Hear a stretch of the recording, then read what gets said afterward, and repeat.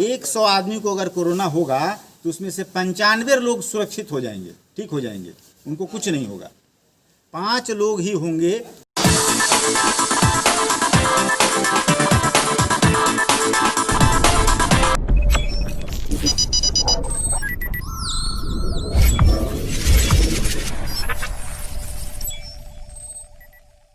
Hello friends, आप देख रहे हैं YouTube channel real happy blog और मैं आपका फ्रेंड्स टीचर्स।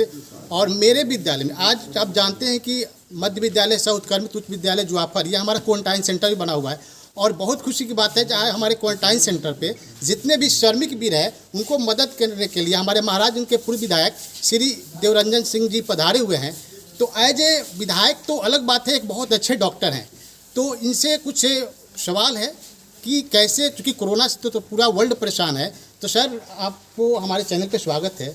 तो सर, ये देखा जा रहा है कि अब तो धीरे धीरे ट्रेन बस सब चलना भी शुरू हो जा रहा है। सरकार की स्कीम है कि 15 तारीख के बाद ये क्वारंटाइन सेंटर भी खत्म हो जाएंगे।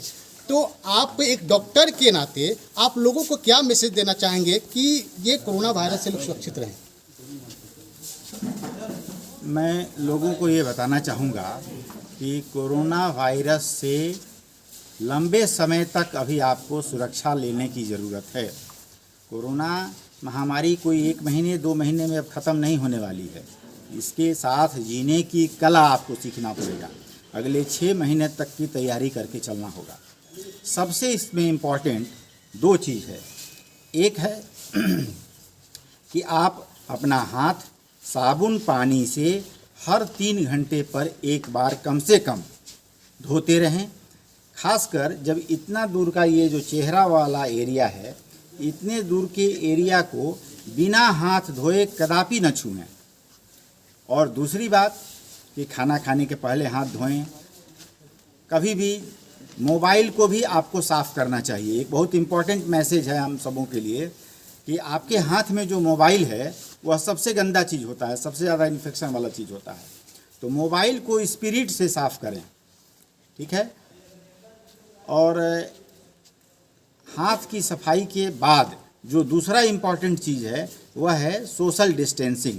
सोशल डिस्टेंसिंग का पालन करना, यानी कम से कम जहाँ तक हो सके 1 मीटर का फासला एक आदमी और दूसरे आदमी के बीच में रहना चाहिए।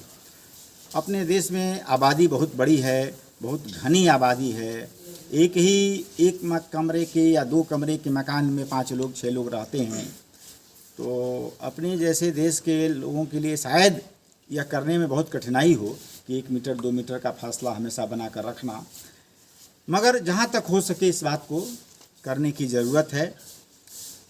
खुशखबरी यह है कि अपने देश के लोगों का इम्यूनिटी बहुत अच्छा है। सर, इसी पे क्वेश्चन है। जैसे देखा जा रहा है कि जितनी भी डेवलप्ड कंट्री है, चाहे अमेरिका का बात करें, इटली की बात करें, फ्रांस की बात करें, तो वहाँ पे जो कोरोना से डेथ का रेट ज़्यादा है। लेकिन हमारे कंट्री में देखा जाए कि 100 आदमी कोरोना के पेशेंट है तो लगभग 45 लोग रिकवर भी हो रहे हैं।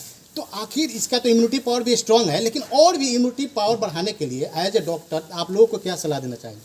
पहली बात कि इस बात को समझ लीजिए आप सभी लोग कि 100 में से 40-45 लोग नहीं, 100 में से 95 लोग कोरोना से ठीक होंगे। इस बात को समझ लीजिए। 100 आदमी को अगर कोरोना होगा तो उसमें से 95 लोग सुरक्षित हो जाएंगे, ठीक हो जाएंगे, उनको कुछ नहीं होगा।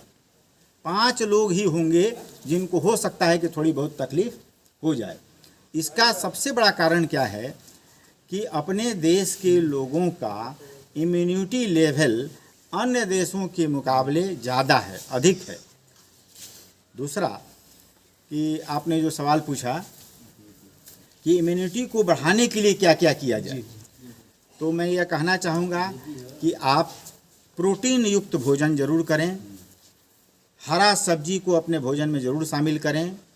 प्रोटीन युक्त भोजन यानी दाल, अंडा, मछली, ये सब चीज़ का भोजन में इस्तेमाल करें। राजमा, तरह तरह का दाल। और विटामिन्स के लिए, मल्टी विटामिन्स के लिए हरी सब्जी का इस्तेमाल करें। खीरा, टमाटर इसका इस्तेमाल करें, ककड़ी का इस्तेमाल करें। विटामिन सी के लिए नींबू का इस्तेमाल करें, या विटामिन सी की गोली भी बहुत साधारण कीमत में बाज़ार में मिलती है, उसका इस्तेमाल करें।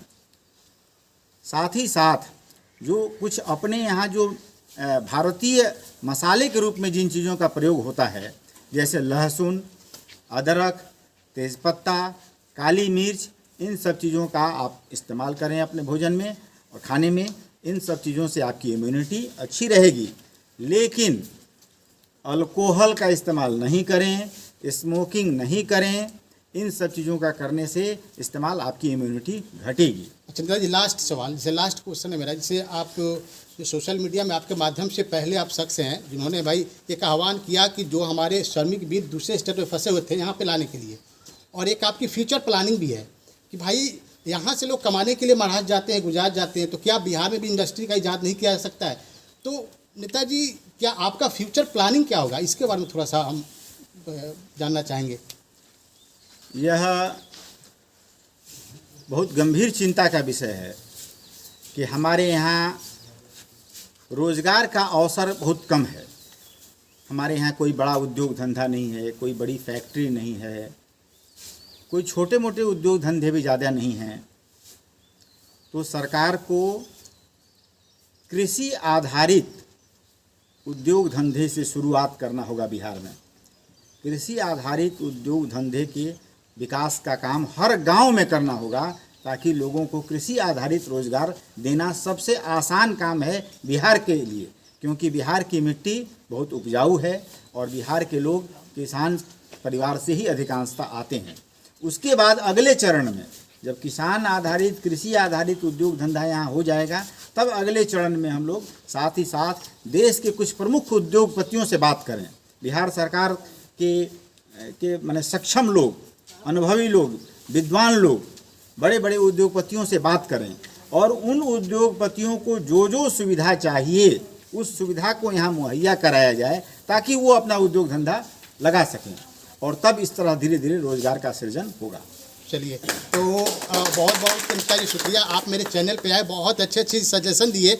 मेनली बात है कि यहाँ पे नेताजी तो एक सबसे इनकी खासियत है कि बहुत अच्छे डॉक्टर हैं, और डॉक्टर के नाते जिन्होंने कोरोना से बचने का उपाय दिए, ये मैं इनको बहुत तहे दिल से मैं थैंक्स कहता हूँ। और मैं चाहूँगा कि ये वीडियो से आपको बहुत ही फ़ायदा होंगे। तो नेताजी पुनः आपको हार्टिएस्ट थैंक्स अगेन। धन्यवाद।